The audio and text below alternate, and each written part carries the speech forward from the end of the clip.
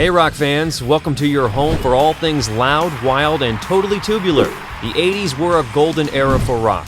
Hair metal, power ballads, and leather pants as far as the eye could see. But not every band got their happily ever after. Some burned bright, then faded into obscurity. Today we're examining 10 bands that rocked the decade but vanished before the 90s could catch up.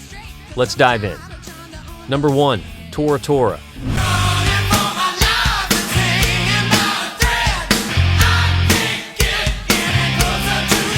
Kicking things off at number 1, we've got Tora Tora, a bluesy hard rock outfit straight out of Memphis, Tennessee.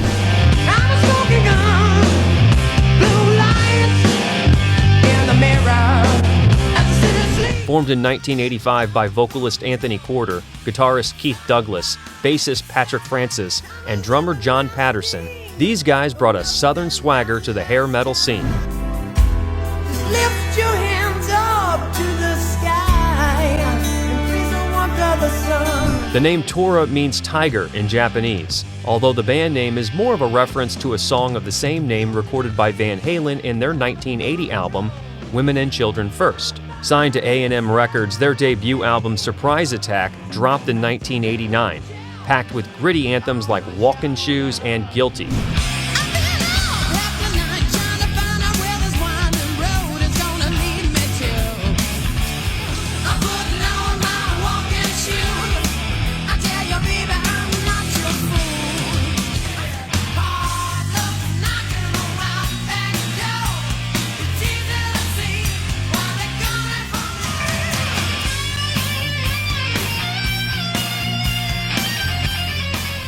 Critics loved their raw energy, and they toured with heavy hitters like Tesla and Winger. But their 1992 follow-up, Wild America, couldn't keep the momentum going. Grunge was taking over, and by 1994, Tora Tora called it quits.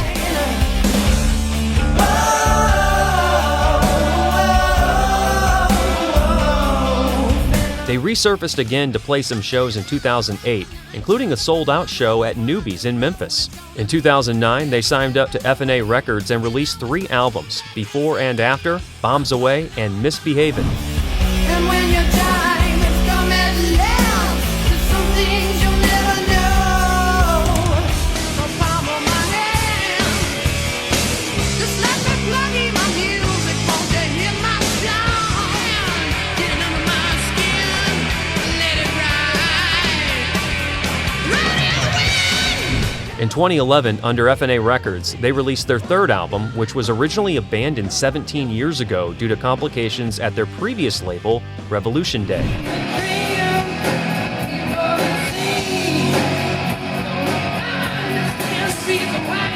Eventually releasing another album titled Bastards of Beale in 2019, but did they ever return to the heady heights of the 80s? Not exactly. They just slipped away into rock's forgotten archives.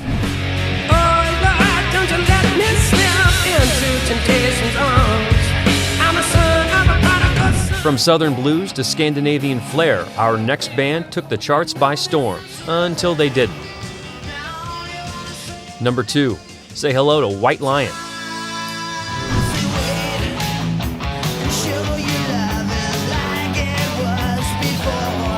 A Danish-American powerhouse formed in 1983 by vocalist Mike Tramp and guitarist Vito Bratta.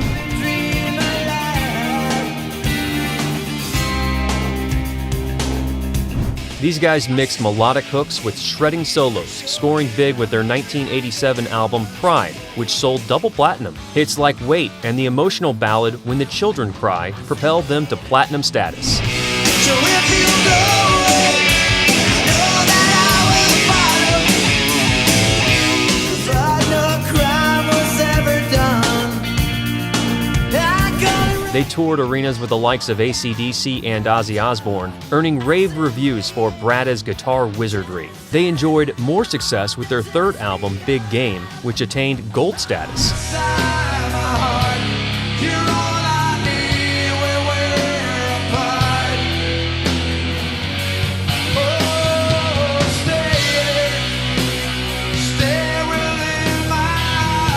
But internal tensions and a shifting music scene led to their breakup in 1992, just as grunge started drowning out the hairspray. There have been attempts to revive the band with completely new members by Mike Tramp in 1999 and 2004, including most recently in 2023.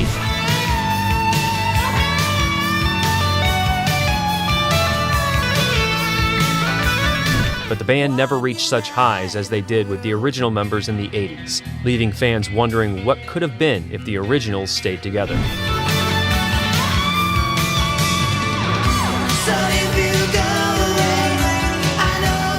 Next up, a band that turned keyboards into a rock weapon. Number 3, meet Giuffria.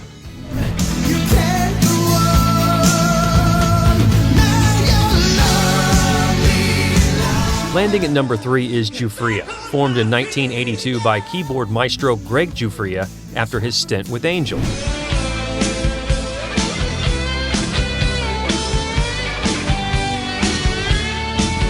Joined by vocalist David Glenn Isley, guitarist Craig Goldie, bassist Chuck Wright, and drummer Alan Krieger, they dropped their self-titled debut album in 1984 under MCA Records.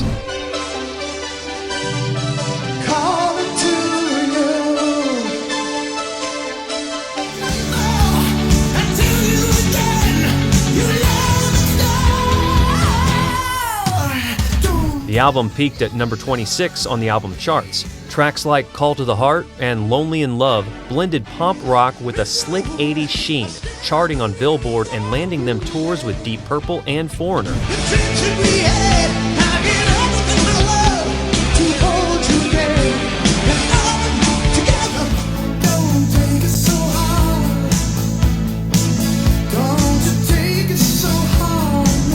Critics called them a keyboard-driven journey, but their 1986 follow-up, Silk and Steel, failed to hit the dizzying heights of Giuffria. The band had experienced a change of guard, with guitarist Goldie moving to Dio and bassist Chuck Wright moving to Quiet Riot.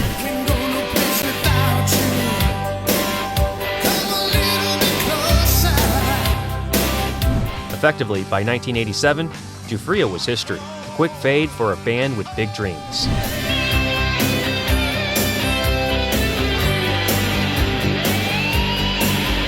From synths to pure metal grit, our next band cranked it to 11. Number 4, here's Black and Blue.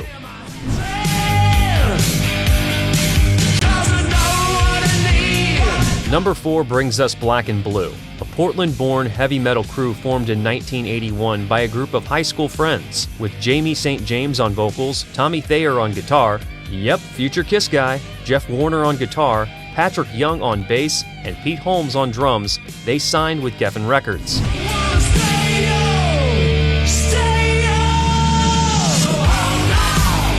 Their 1984 self-titled debut spawned Hold On to 18, and 1985's Without Love gave us Miss Mystery.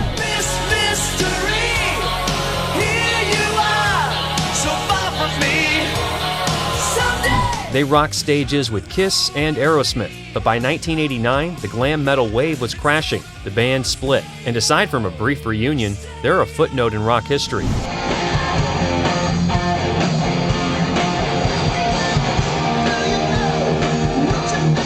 Speaking of waves, our next band rode one heck of a ride, until tragedy overshadowed their legacy. Number 5, Great White.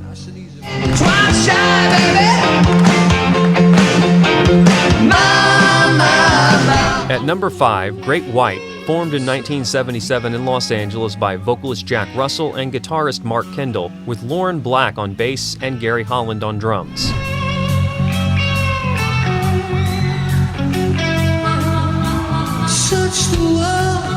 The band recorded several albums during the mid to late 1980s. They hit their stride with their 1987 album Once Bitten, featuring Rock Me, and 1989's Twice Shy, with the chart-topping Once Bitten, Twice Shy. Oh, we'd be so good together if we had the time.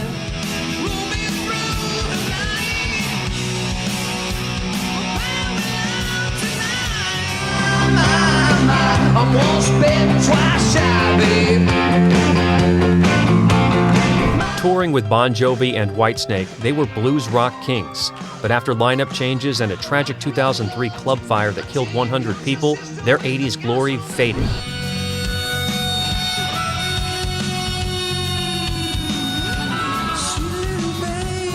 They never officially disbanded back then, but their golden era vanished.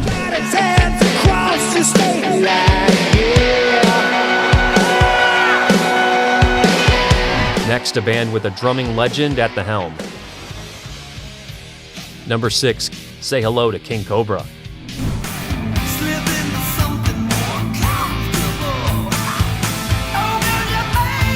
Formed in 1983 by drumming icon Carmine Appice. With Marcy Free on vocals, David Michael Phillips and Mike Suida on guitars, and Johnny Rod on bass, they debuted in Capitol Records with Ready to Strike in 1985.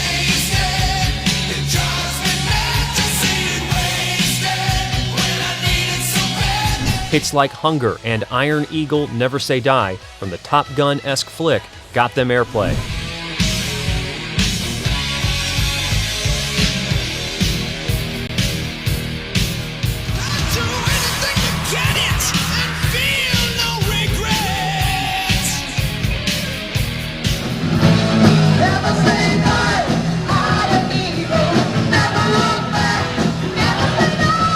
They toured with Ted Nugent and Wasp, but their 1986 album Thrill of a Lifetime tanked.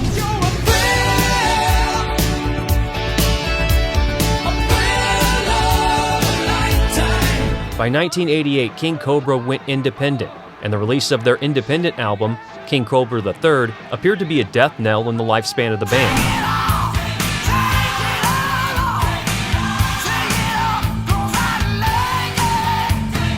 And it slithered away, leaving Appice to move on to other projects.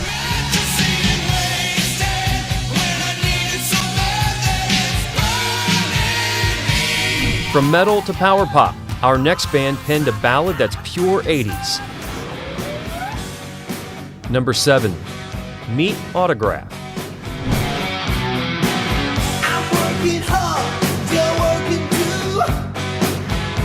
Formed in 1983 in Los Angeles, California by vocalist Steve Plunkett, guitarist Steve Lynch, bassist Randy Rand, keyboardist Steve Isham, and drummer Kenny Richards.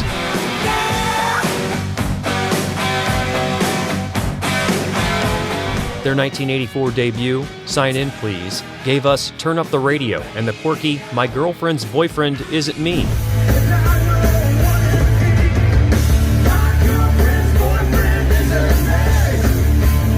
They opened for Van Halen playing 48 shows, which was something rare for an unsigned band. It showed how good they were, and they also opened for Motley Crue. During this time, they signed with RCA Records, but their later albums fizzled.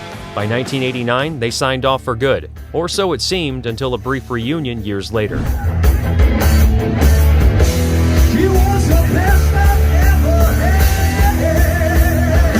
Next, a band that fought for the right to rock.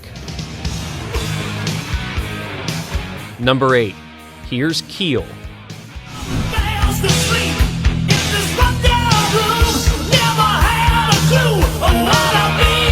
Number 8 is Keel, formed in 1984 by vocalist Ron Keel, guitarist Mark Ferrari and Brian Jay, bassist Kenny Chasen, and drummer Dwayne Miller.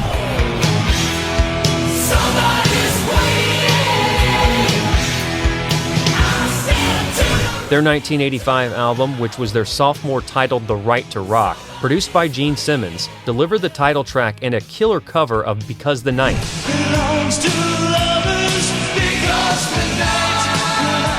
The sophomore album had seen a change in the guard of the band as original member Bobby Marks had been replaced by Stephen Riley, who himself left to join Wasp in the middle of recording the second album and was replaced by Dwayne Miller.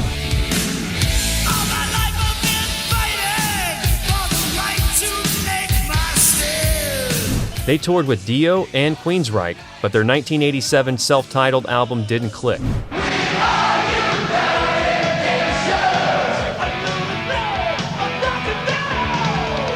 By 1989, Keel sailed into obscurity, though Ron Keel kept rocking solo.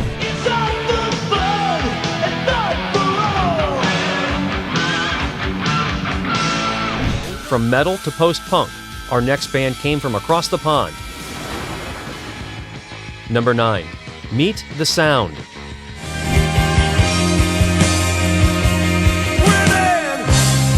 At number 9, The Sound, a South London post-punk outfit formed in 1979 by Adrian Borland on vocals and guitar, Graham Bailey on bass, Mike Dudley on drums, and By Marshall on keyboards. I know there's a pop there. Their debut EP, Physical World, dropped in '79, followed by albums like Jeopardy and From the Lion's Mouth.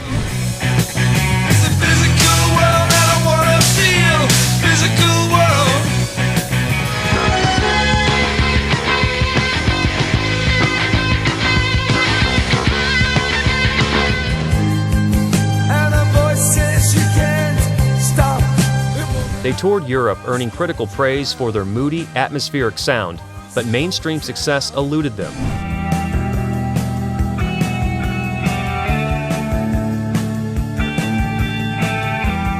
By 1988, they disbanded, leaving a cult legacy behind. But I can't say what it is. Finally, a band that ran 1,000,000 miles until their frontman ran solo. Number 10, it's the Plimsouls. From across the way, could hear the trumpet. Here comes the final band, the curtain call on our list, the Plimsouls, formed in 1978 in LA by singer-guitarist Peter Case, guitarist Eddie Munoz, bassist Dave Pajoa, and drummer Louis Ramirez.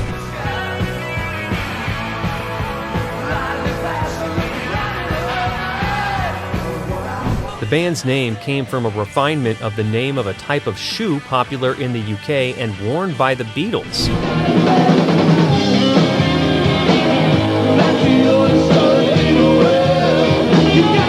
Blending power pop and punk, their 1983 hit A Million Miles Away became an 80s classic, boosted by the Valley Girl film, in which the song was featured, with the band making an appearance in the film as well.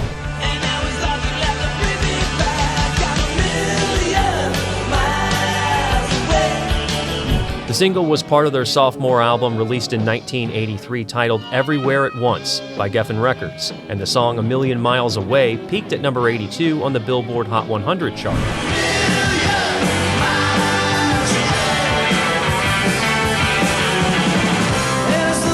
They rocked the LA scene with the Go-Go's and X, but after that successful 1983 album Everywhere at Once, Peter Case went solo, ending the band by the mid-80s. A brief reunion aside, they're a memory now.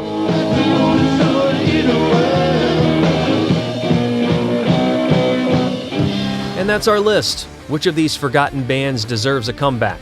Drop your thoughts below, and don't forget to like, subscribe, and ring that bell for more rock deep dives. Until next time, keep rockin'.